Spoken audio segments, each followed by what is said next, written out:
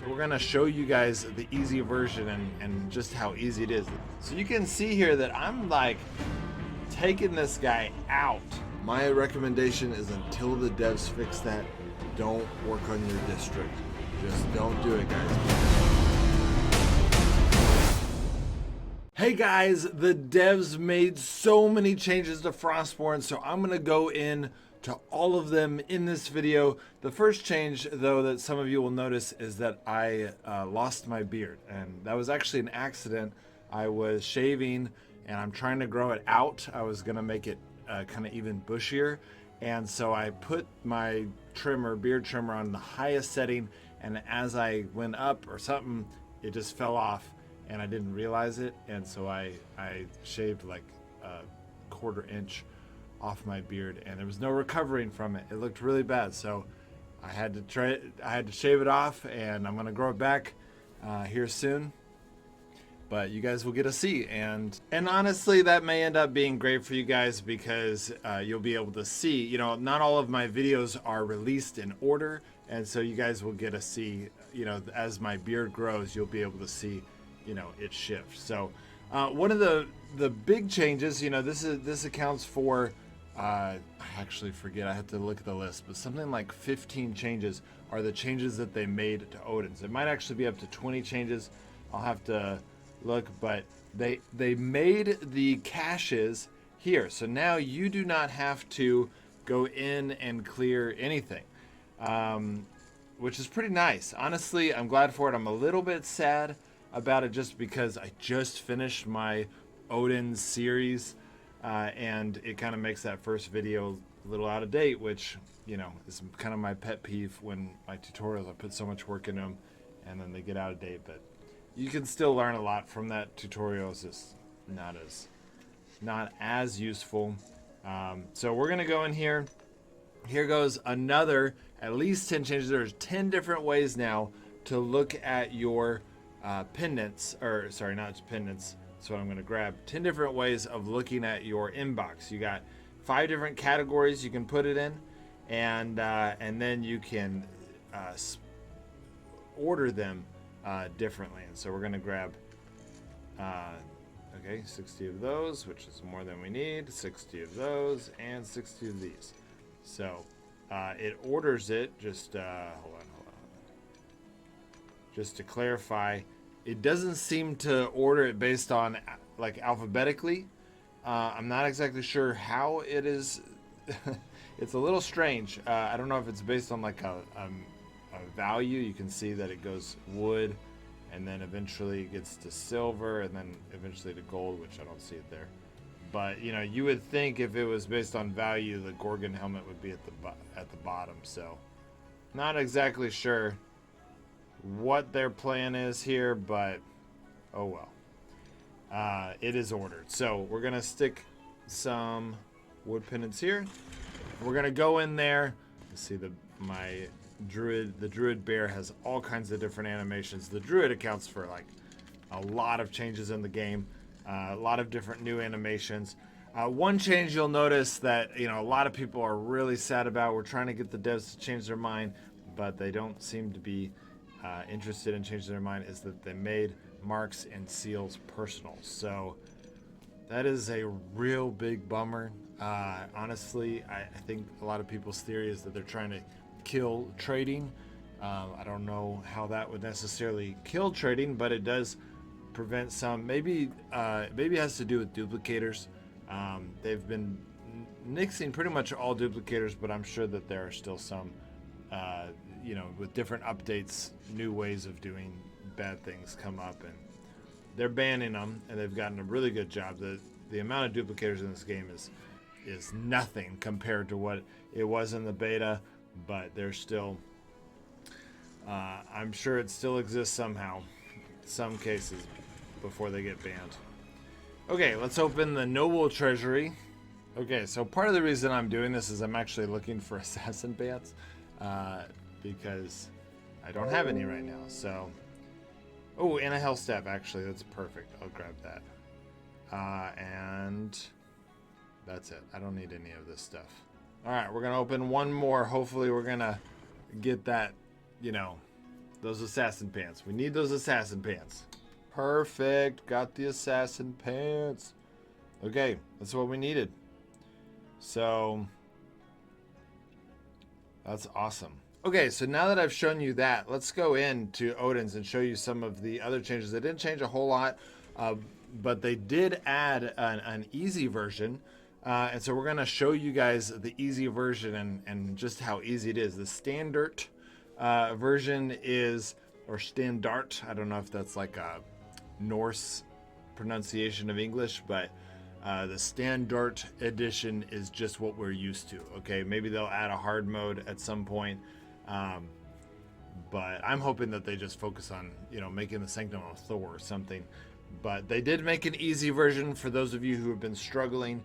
I do not recommend it. I just made this crazy intense series on the 4 parts of Odin's. That's all based on the standard version. Okay, so this obviously accounts for the most changes out of this update, because, you know, I took every enemy in Odin's has been tweaked. In fact, not only has every enemy been tweaked, but the loot they give is tweaked. So I didn't count multiples for each enemy, but I did just count every enemy, and every chest counts each for a change. So because there's such a big change here, but you can see, actually this guy's not that. You got a weak dragger.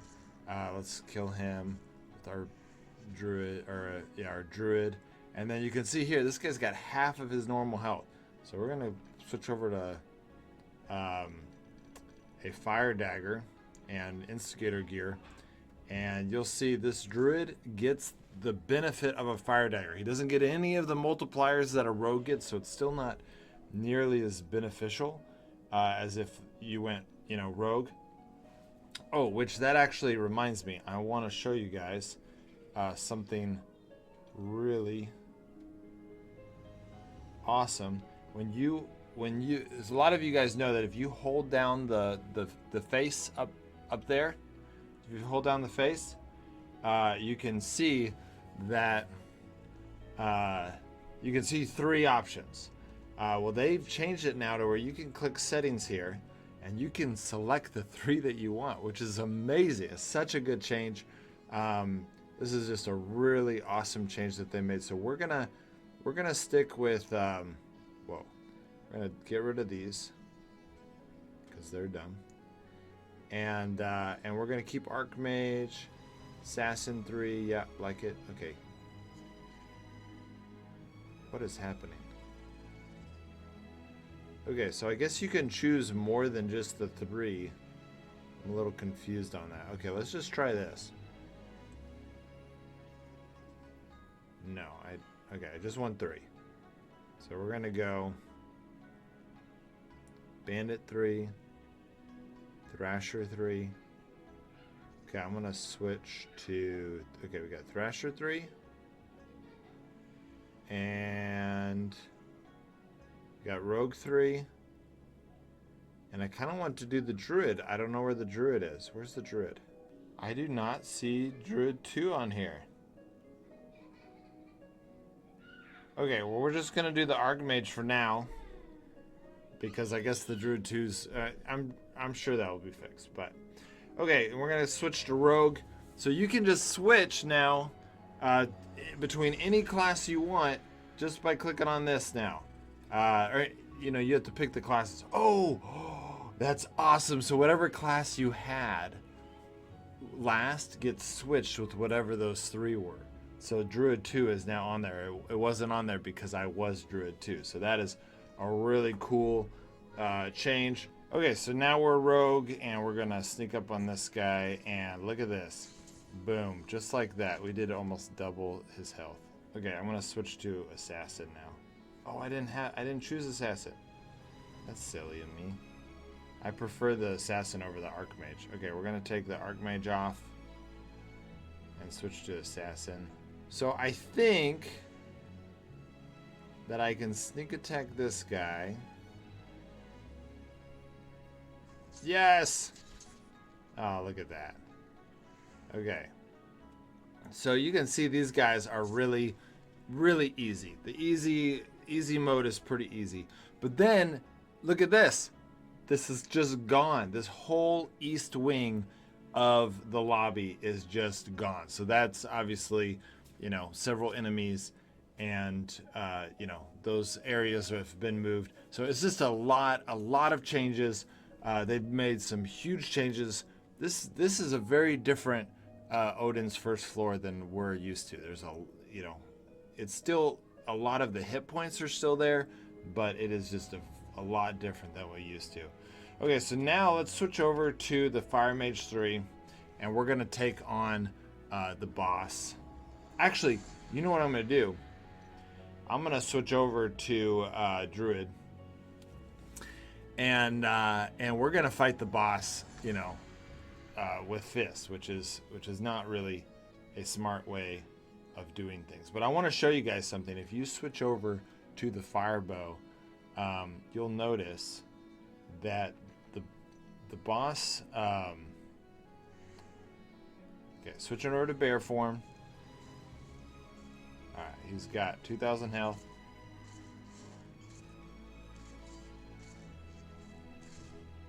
You gonna use your skill or not, bro? Okay, so you can see here that I'm like taking this guy out, and honestly, oh, there we go. So it's pretty easy. I mean, easy mode is pretty easy. There's no way you could ever do this in the standard version of the game. And y'all, I totally forgot to point out the extra damage that I was doing. But he also does bleeding damage, the Druid, which I'm going to talk a little bit more about the Druid. But all right, come here. Okay, so we hit them. You'll see that he's doing burning damage of 16. Okay, so my fire bow does 10 damage per second. Okay, so you can see here we're doing 16 damage per second because of the mixture of bleeding. Okay, we're gonna switch to a different weapon. So we're gonna go boom. You can see that 4 damage a second. That's that extra. That's that 30% of the weapon damage being done to him.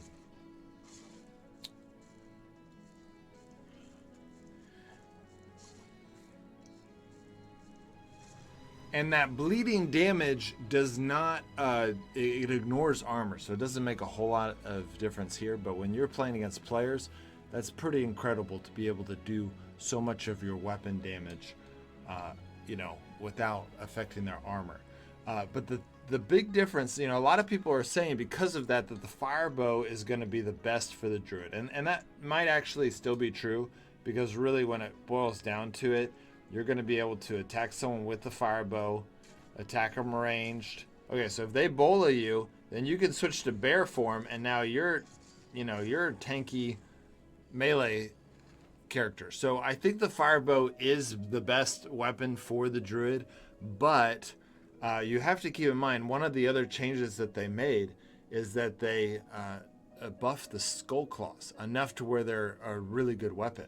And so you can see here that they do 57.6, so 57.5 DPS, which is one of the best DPSs in the game. It's not as good as the Rastaff, which does 65, but then on top of that pretty amazing damage, you get a 15% boost when you're going against other players.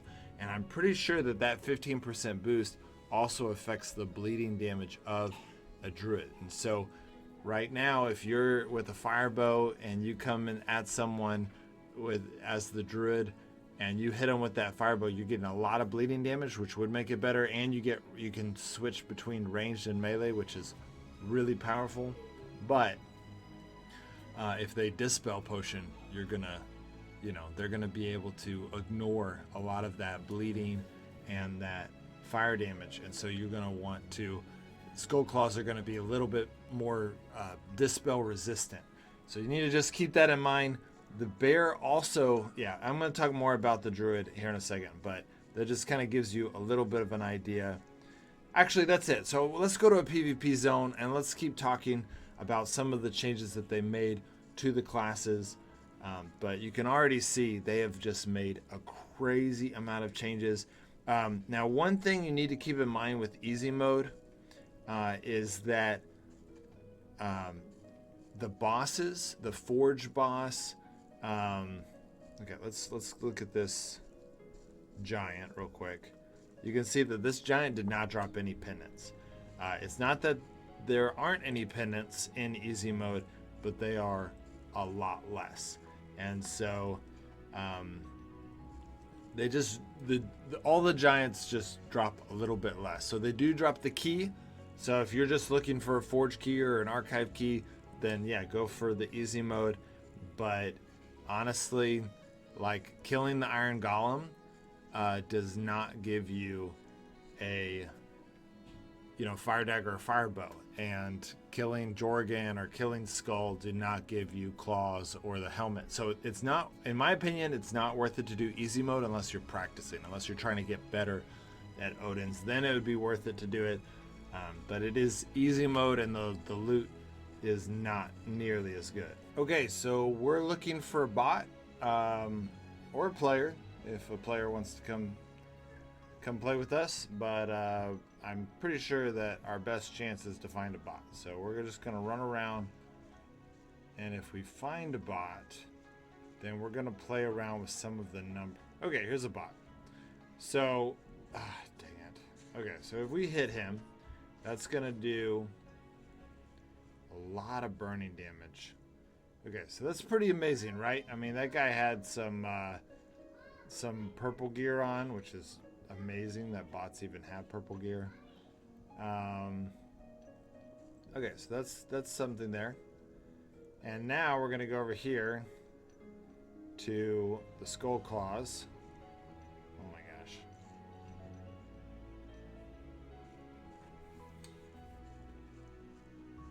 Okay, we need to find another bot. Okay, here's another bot. So, okay, you can see here, let's see. 26, 3 and 3. So it's a lot less true damage. But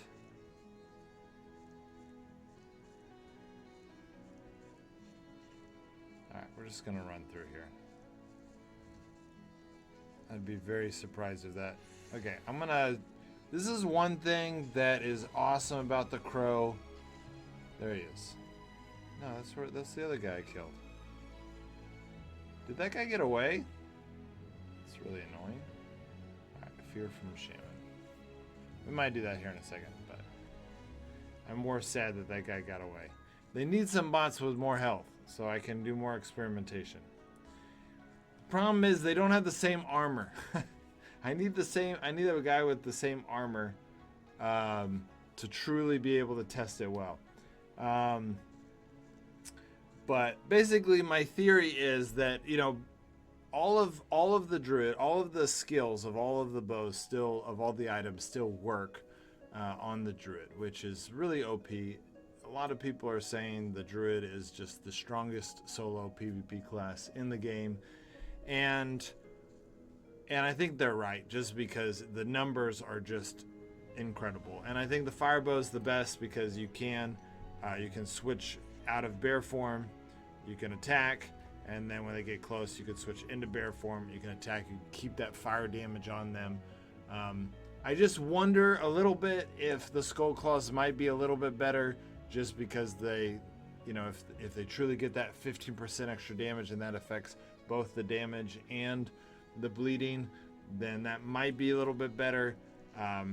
But functionally, probably being able to switch back and forth between a ranged character and a melee character is pretty amazing.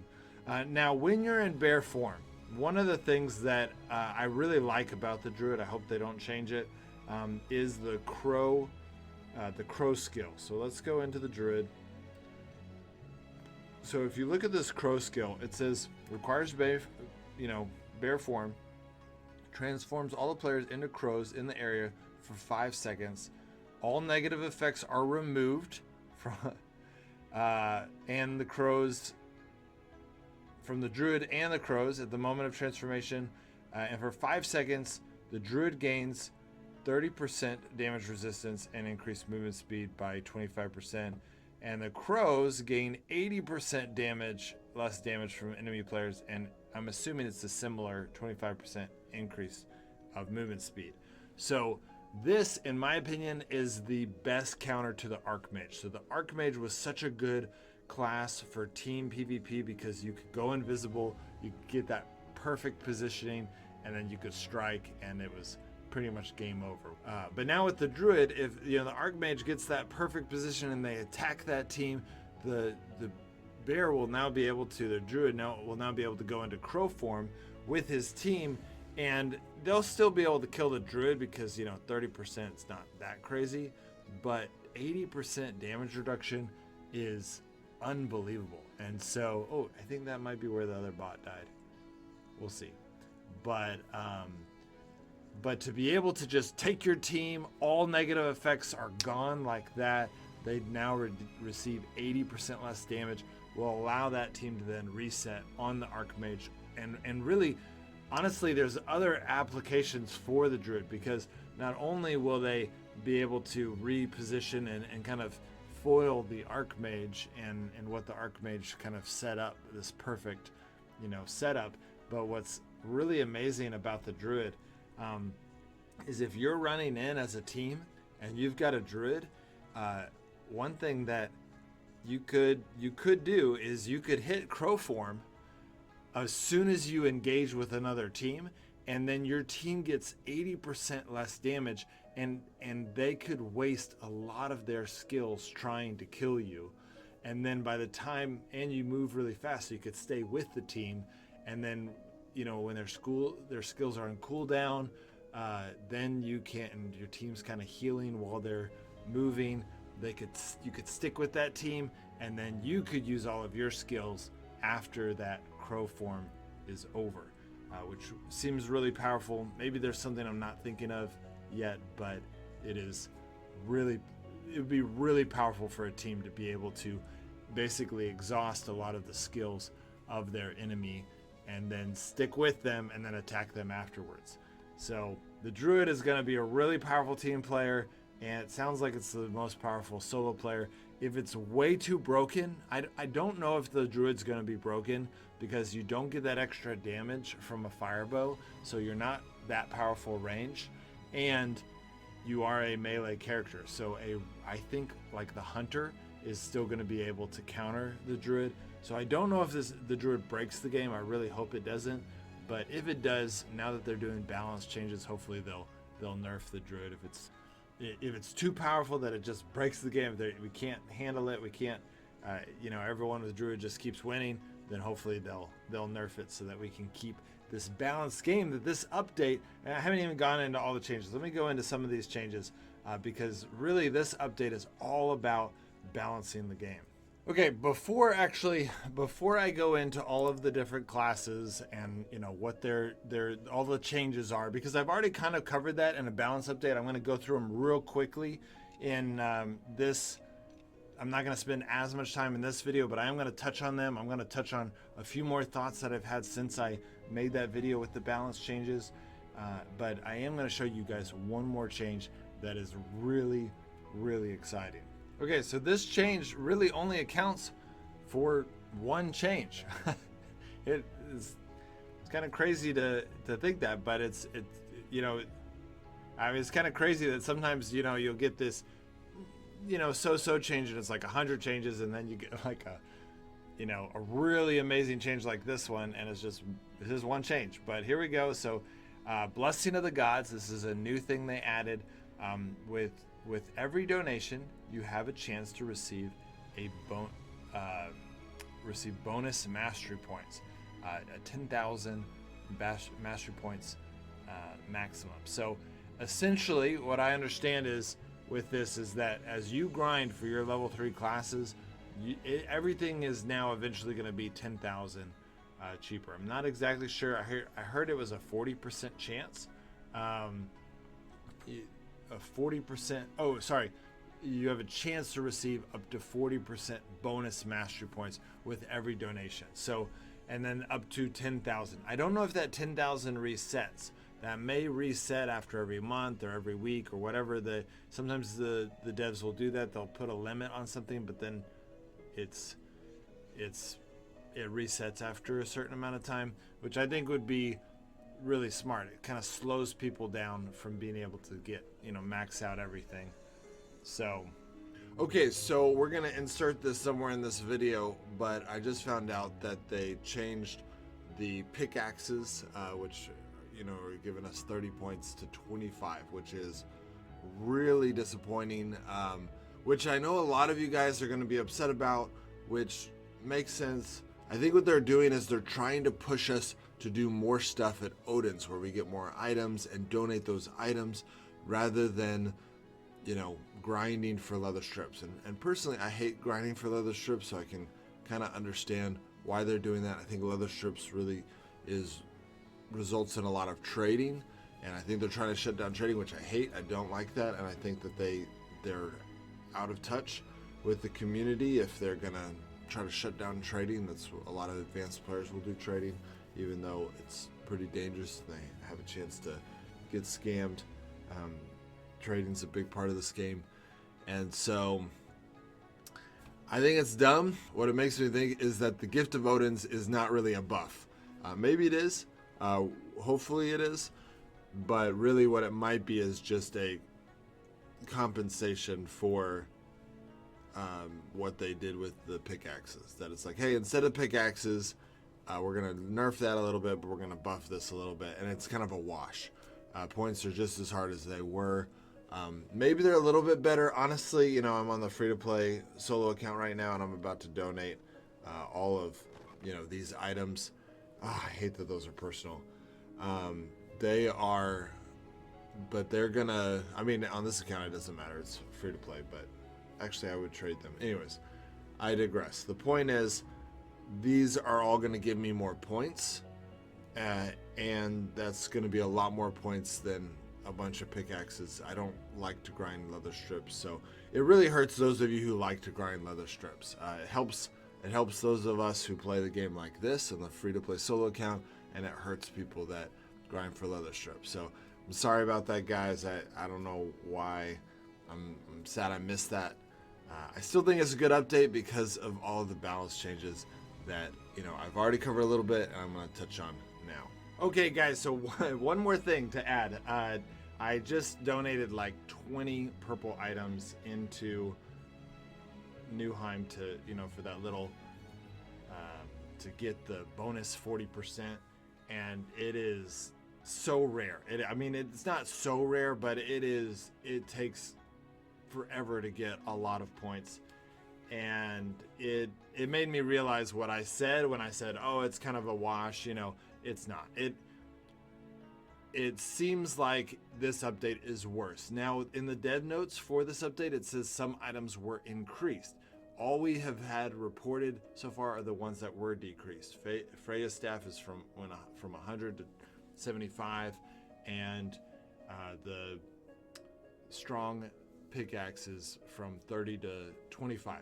But if this is a balanced update, it is conceivable that the devs went and buffed some of the other things that we don't normally use. So the research team is going to get on that.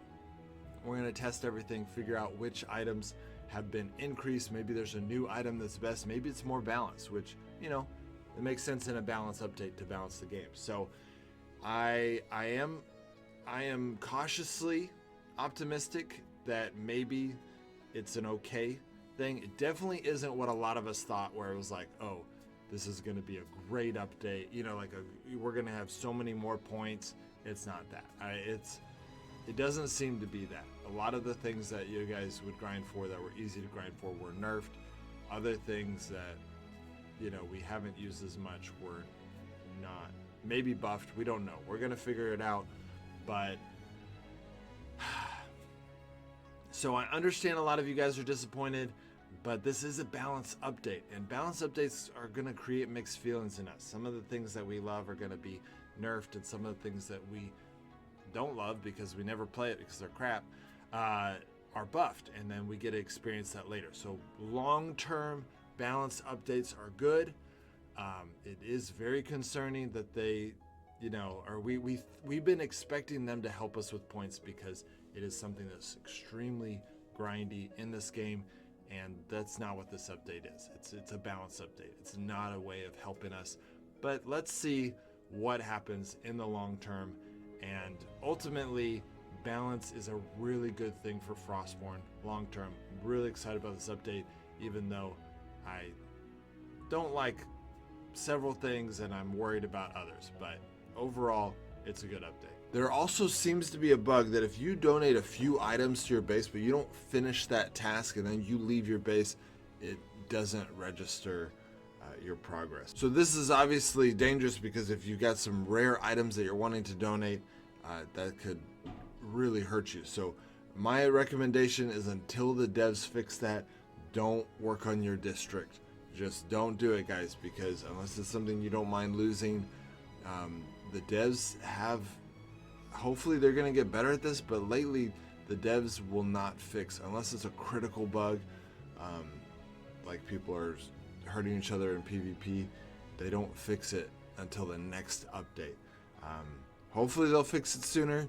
Maybe they'll do a little patch update since the update just came out. Maybe they will, but beware of that. Don't donate to your district unless you are willing to give up those items or you really understand the system of why sometimes it bugs out. Okay, a lot of people have been asking me, and they did not change anything about the truce. It still seems to be a temporary thing that the devs will eventually change. Maybe they're trying to figure out a new algorithm for the rating system, trying to fix the rating system before they remove the truce. But it is still a temporary thing, but it is, you know, no changes in this update. Okay, so now that we've covered pretty much all of the changes that are not class related, you can now, I'm gonna give you a quick summary of the changes. And if you want more information, go check out my video on the 64 balance changes of Frostborn of this update. I go into all of them in a lot more detail, but let's go ahead and go through. I'm gonna just go through the ones that are pretty obvious just by showing you here, and then I'll act out some of the other ones. Actually, I'm gonna go ahead and act out this one because it's pretty awesome.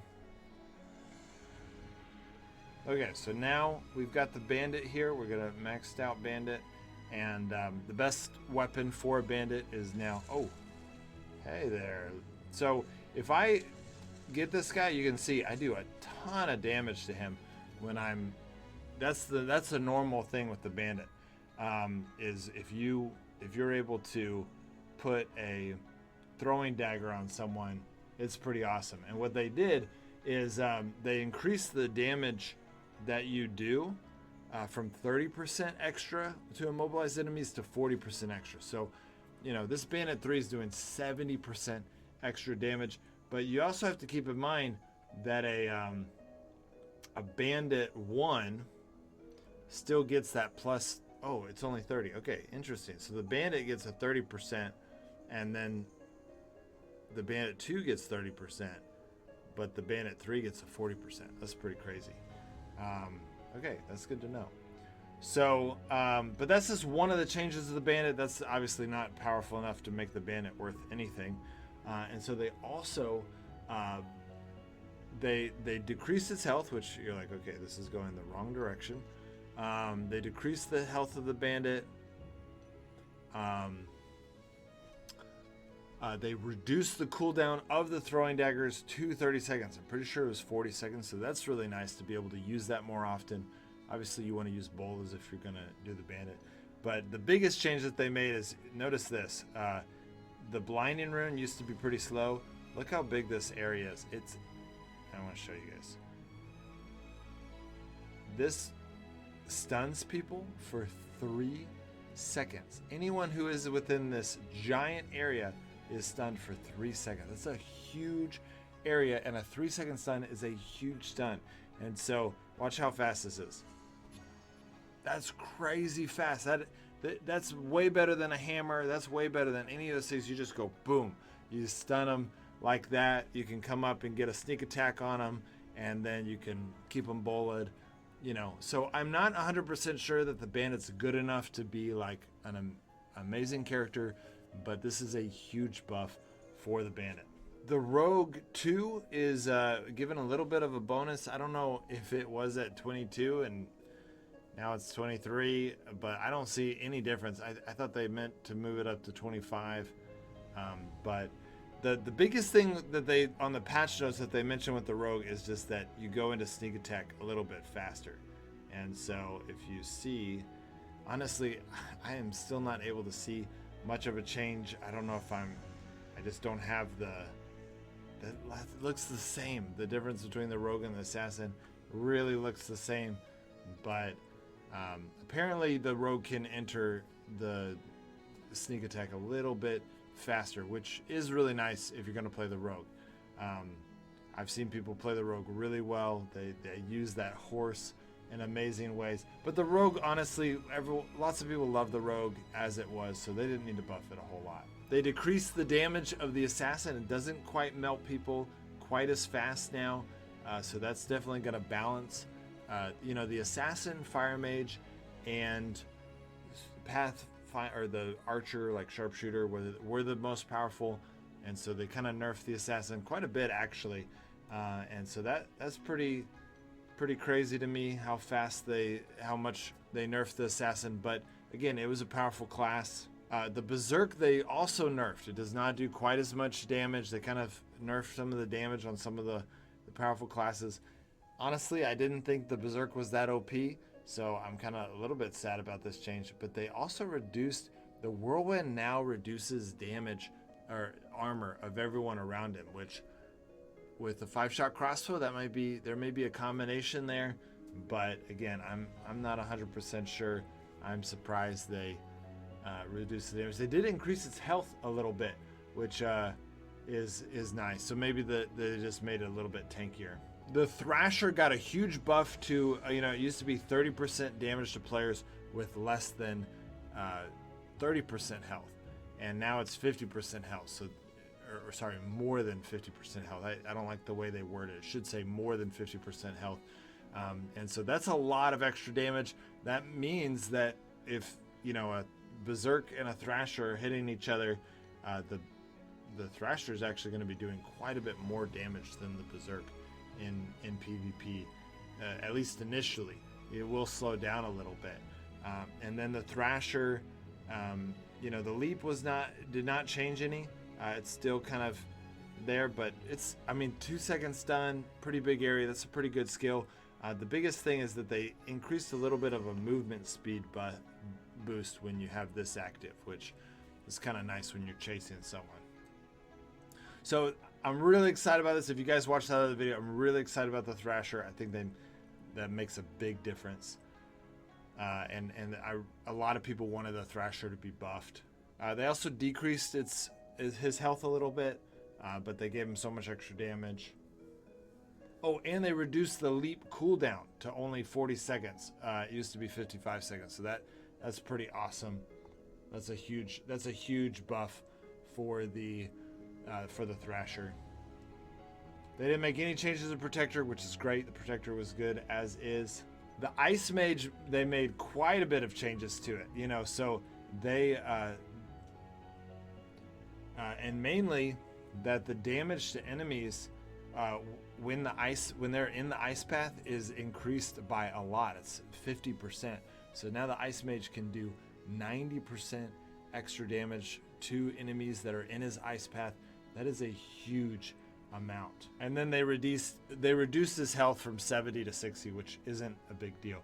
The Fire Mage, I'm really surprised by this. The fact that they nerfed the Assassin and the Sharpshooter is fine, but they only nerfed the Fire Mage by 10 hit points, which I think that seems not enough compared to the other ones. But the Fire Mage was, to some people, the best class in the game, and I think to a lot of people they're going to be like, yeah, this is the best class now.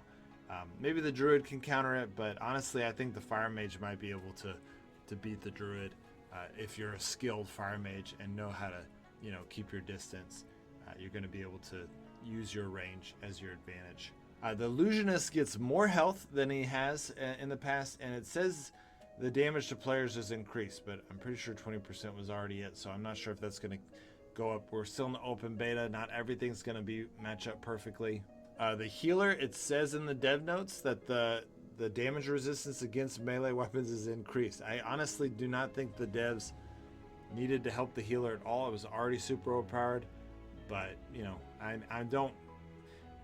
Reducing damage on melee weapons is honestly not that big of a deal. It's really, it's not gonna be a big game changer unless you're in solo PvP against a you know, honestly, it's not gonna break the healer that much more by if they increase it to 25-30%. The sorcerer got one of the biggest buffs ever. It is absolutely incredible. The biggest thing is that the curse now reduces damage. Actually, I'm going to switch to the sorcerer because I want you guys to see how incredibly powerful this is. This is a very huge change. So you can see here, this is a pretty big area. It's not going to, you know, like, it's not like a crazy big area, but it's big enough to where you could land this on, you know, a couple damage dealers on the team. And when you land this, those damage dealers are now going to do 40% less damage. This is a crazy debuff. You know, to be able to essentially half their damage is unreal. This is going to make the sorcerer show up in PvP battles. And then in addition to that, this now can do 40% extra damage for your teammates to players, which is again an unreal buff. We're gonna see a lot more sorcerers in PvP.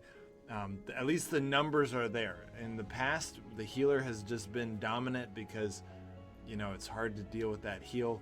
But I think that these numbers are gonna push it to where some people are gonna branch out and start playing the sorcerer, and a really skilled sorcerer that can land these skills at the right time and shut down that enemy team. Because now, if they're in here, they're going to have to move out while they're getting shot. They're going to lose all this time, or they're going to have to do half damage, which is really, it's going to be incredibly powerful play.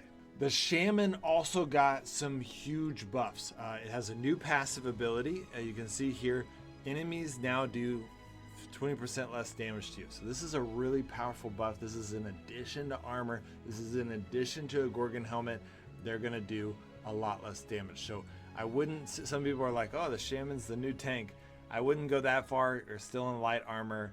You still, you know, you definitely don't have the ability like a protector to block damage. The protector's still gonna be the best tank, but it is very powerful. Even the druid has more hit points, but nothing can quite compete with that block damage of the protector.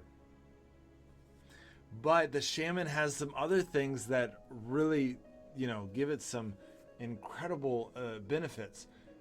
They increase the damage from 30% to 40%, so that you do more damage with the health staff now.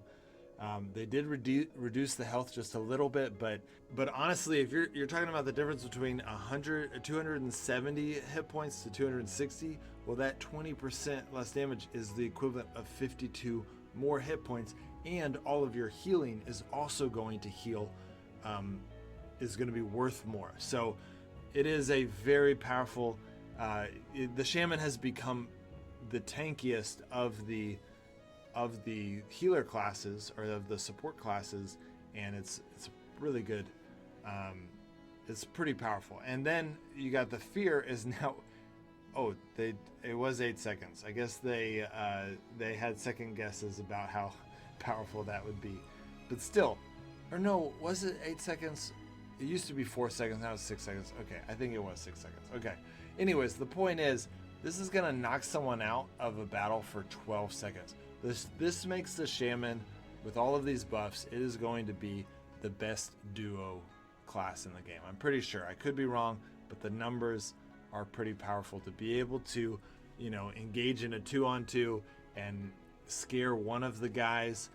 It's gonna be, and so that you got 2-on-1, this is gonna be so powerful. Even a 3-on-3 type of situation, a good shaman, and definitely, you know, at Helheim Rifts, to be able to scare people into the, you know, just the enemies of Helheim Rifts, that's a great way to kill someone. to be able in a base defense, you know, where you can get so close to someone by hiding behind your wall, and then you could fear the furthest person and your team can jump on the rest. There's just so many different ways. And in a base defense, you've got your stun rune, which they changed it to where it doesn't affect allies anymore. It only affects enemies. So 10 seconds of you know, so much stunning. A lot of this, the power of this is not just in the stun. The power of this is it can also disrupt spells. And so sometimes someone will be casting a skill or doing something and it'll end up disrupting that skill, sometimes even putting that skill on cooldown. So the fact that you can go in there and fight and not have to worry about getting stunned, but their teammates, your enemies will, creates a huge zone of effect element to where when you put it down here, I'm actually going to switch to the shaman real quick so that you guys can see this. I really hated this skill for the longest time, but now it's just so powerful. So this is a really big area, and so now you put that down and your team fights in here and they get stunned but you don't. It just really creates, you can say this area is ours for 10 seconds. Okay, so the sharpshooter, the numbers aren't quite changed according to the dev notes. So the dev notes say that this 50% extra damage that you do is now down to 30% extra damage. Honestly, this is, I think, a good change. The sharpshooter was really powerful, and it would get critical. Sometimes it get critical so much, it would just like, I mean, there was one time out of the 4 shots I got hit, it critical 3 times, and I'm like, oh my gosh, how do I win that, you know? So obviously I can get that advantage too as a sharpshooter, but I think balancing the game, making things a little bit more predictable and more skill-based is helpful. And then it says that the chance to apply criticals was decreased. I don't know if they need that. If you take the average of what is said here, it's only a 10% bonus, which is a lot less than like the Pathfinder. So I think that the 10% bonus is fine. But it should be, you know, in it. I don't know if it actually was a 10% bonus because people would critical so often. It just seemed like there was something else going on. So I don't know if I don't know what they're going to do. We'll see when the actual game comes out, but it used to say 20 and 50. So far, nothing is changing here in the open beta, but the devs notes say that they have nerfed it. And I think that maybe they nerfed it too much. We don't know because we're not seeing the actual numbers yet. And honestly, I don't think these numbers properly represented what the numbers used to be. So we'll see. We'll see what it is. They decreased the sharpshooter's health just a little bit, and then and it looks like they decreased the damage just by a tad bit. And the freezing shot, this is kind of crazy. The freezing shot, I'm just going to show you on the sharpshooter. This shot right here, it was a very powerful skill because it would slow someone down, which could kind of land that kill. It can now be dispelled. It's one of the really powerful things about a sharpshooter is the way to counter the sharpshooter is a dispel potion, but then a good sharpshooter would slow them at the last second. They already got the advantage, and then they'd kill them. I actually really like this change. I know a lot of you guys are upset about it just because you don't like things getting nerfed, which makes sense, but at the same time, if the dispel is truly the counter to the sharpshooter, then it should truly be the counter to the sharpshooter. And then lastly, the Loki's arrow, you know, needs to travel farther to get that maximum damage. Honestly, I don't have an opinion on this. We'll just have to see how it plays out to see whether or not that is a good nerf or a bad nerf. And honestly, I like the sharpshooter nerf. I just wonder if you compare it to the fire mage, if they didn't do enough on the fire mage. I'm not sure. The Pathfinder's damage was decreased a little bit. That's kind of a lot of the damage dealers were decreased. Again, why it's a little strange that they didn't decrease the fire mage, but the Pathfinder's damage is a little decreased, which I will say this. The firebow is so powerful that I don't know if I mind, because the devs may be looking at the numbers from a point of view of like just everything that is out there and what players are doing, and we're looking at these really pro players that are amazing, and they're like, the fire mage is better because, you know, if you dispel right. And the devs may be saying, yeah, but when you actually look at what is happening in the game, the fire mage is not dominating.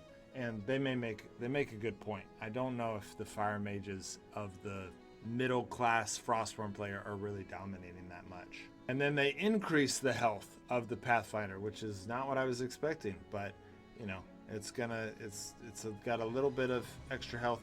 Still not as much as the sharpshooter, but it's some.